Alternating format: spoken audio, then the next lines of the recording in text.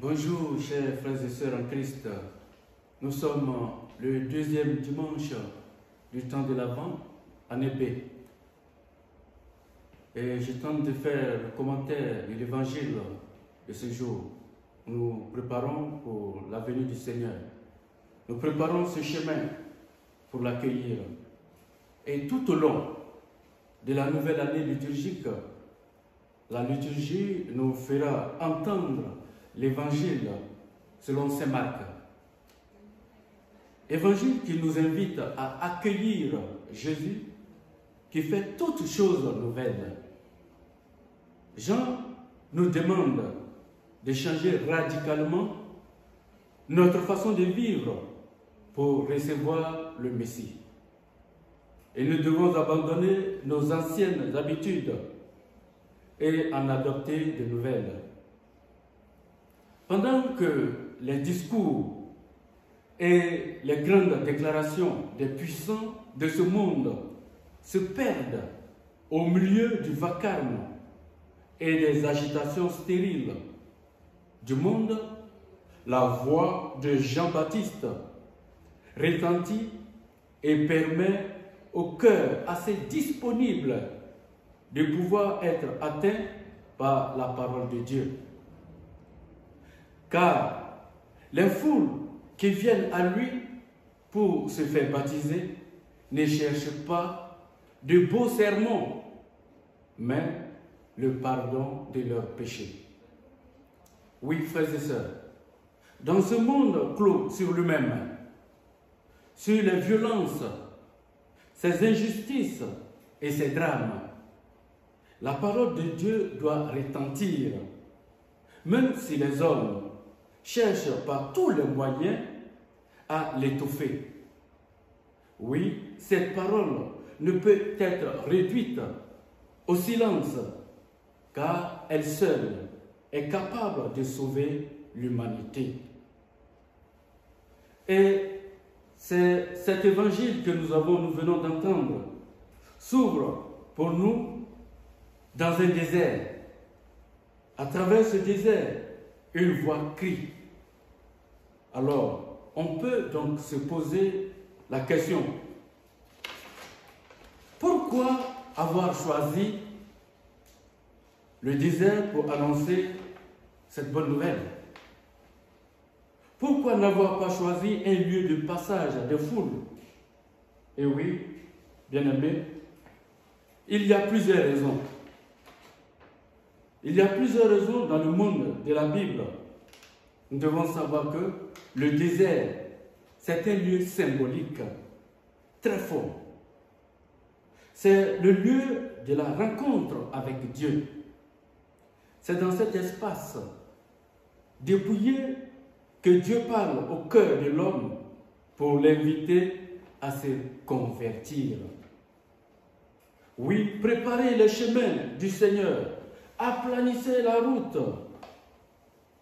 Comme disait le pape émérite Benoît XVI, pour nous et pour tous, il n'existe pas d'autre moyen de trouver Dieu que d'aller de l'avant pour le rencontrer.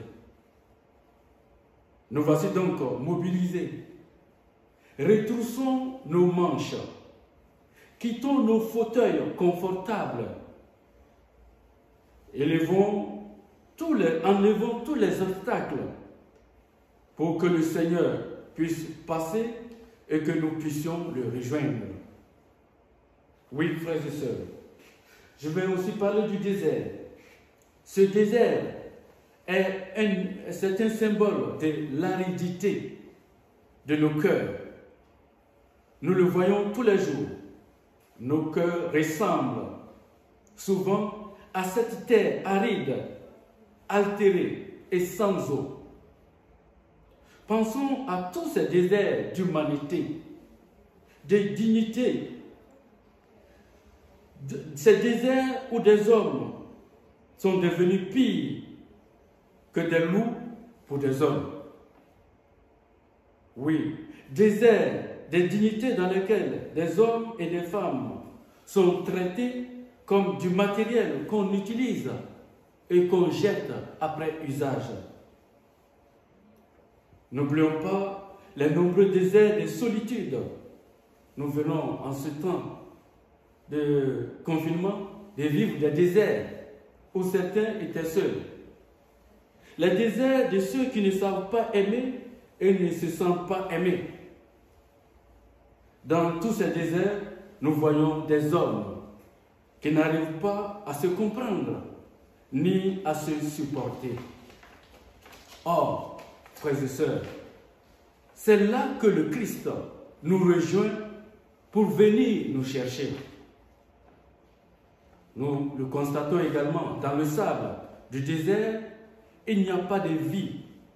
Mais dès qu'il pleut, le sol se recouvre de végétation et de fleurs.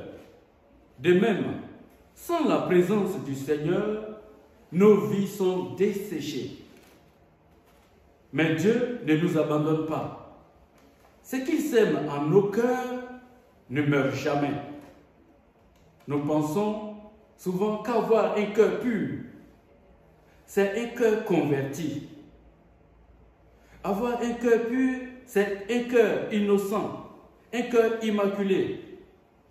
Mais en fait, le cœur pur, c'est un cœur qui est converti. C'est un cœur qui est tourné vers Dieu et qui se laisse façonner par lui. Concrètement, frères et sœurs, dans notre vie, comment permettons-nous que Dieu vienne nous rencontrer? Nous préparons ce chemin pour qu'il vienne. Mais comment nous permettons qu'il vienne nous rencontrer?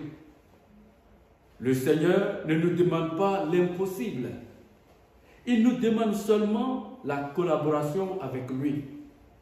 Cette collaboration a son projet de salut pour qu'il puisse nous aider à grandir. Et l'Église nous invite à nous mettre au service, à entendre les cris de ceux qui doutent, de ceux qui trébuchent, de ceux qui n'ont pas un sens dans leur vie, mais les entendre pour qu'en étant remplis de son Esprit Saint, nous pouvons nous aussi être cette voix qui crie dans le désert, comme Jean-Baptiste. Et cette voix qui puisse dire aux autres de se consoler, que le Christ est là, il est là avec nous. Il n'est pas possible d'annoncer, frères et sœurs, le Christ aux autres si nous ne l'accueillons pas en nous-mêmes.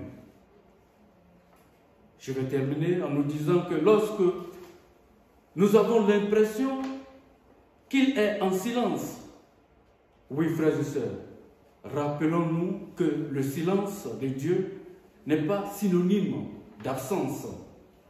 Et c'est là qu'il nous invite à être le lien, le pont, le trait qui rappelle au monde que nous sommes son peuple. Et Dieu vient pour nous sauver. Donne-nous, Seigneur, d'être les témoins de ton amour auprès de ceux et celles que tu mets sur notre route. Amen.